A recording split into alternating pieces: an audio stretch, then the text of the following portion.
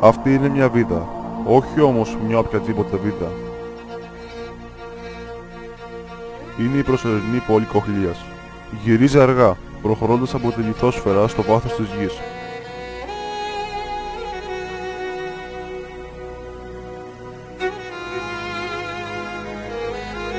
Η πόλη αποτελείται από κελιά κατοικίας τοποθετημένα σε διπλές σειρές που διαγράφουν ομόκεντρους κύκλους.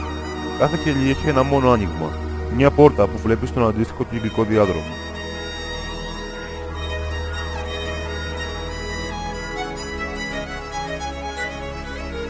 Αυτός είναι ο σταθμός ατομικής ενέργειας της πόλης.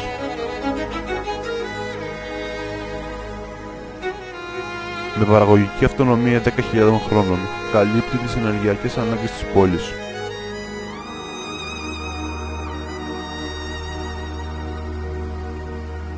Κανένας από τους κατοίκους δεν έχει πρόσβαση εδώ, εκτός από αυτούς του κέντρου ελέγχου.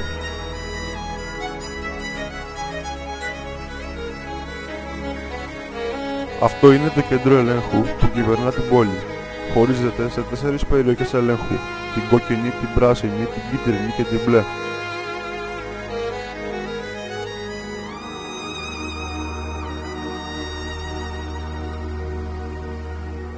Τα 40 άτομα που εργάζονται ζουν εδώ από τη στιγμή της γέννησής τους.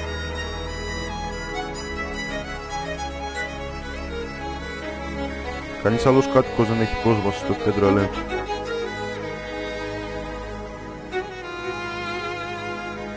Στο κατώτερο άκρο της πόλης βρίσκεται ένας τεράστιος μηχανισμός εξκαφής.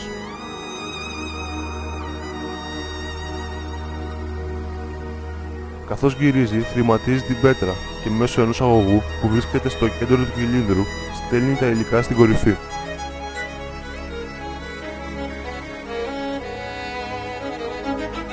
Εκεί βρίσκεται ένα αυτόματο εργοτάξιο που τα παίρνει, τα επεξεργάζεται και τα χρησιμοποιεί.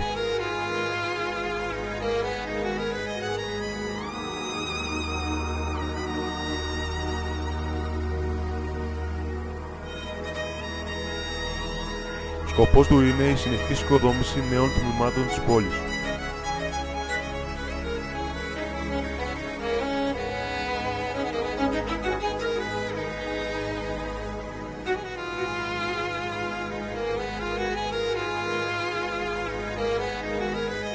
Όταν γεννιέται ένα μωρό, μεταφέρεται μέσω αγωγών σε ένα κελί του πιο νεόκτιστου τμήματος της πόλης, όπου φροντίζεται αυτόματα.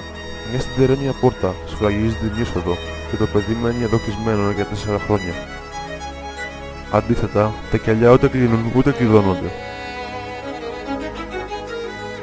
Όλοι οι μηχανισμοί που λειτουργούν για να ικανοποιήσουν τις ζωτικές ανάγκες των ανθρώπων βρίσκονται στο ταβάνι και είναι τρικατευθυνόμενοι.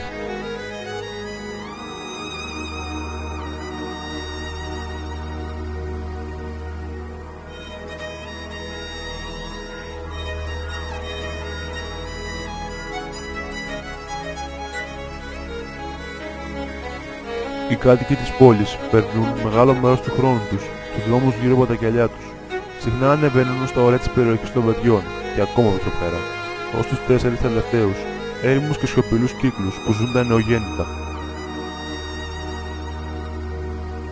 Σπάνια ωστόσο κάποιος να κατηφορήσει στον δρόμο πέρα από τη ζώνη των ματιών γιγαντιών, στην περιοχή της αποσύνθεσης των πραγμάτων και των ανθρώπων και ακόμα πιο πέρα, σε δρόμους σπαρμένους με κόκαλα και πέτρες.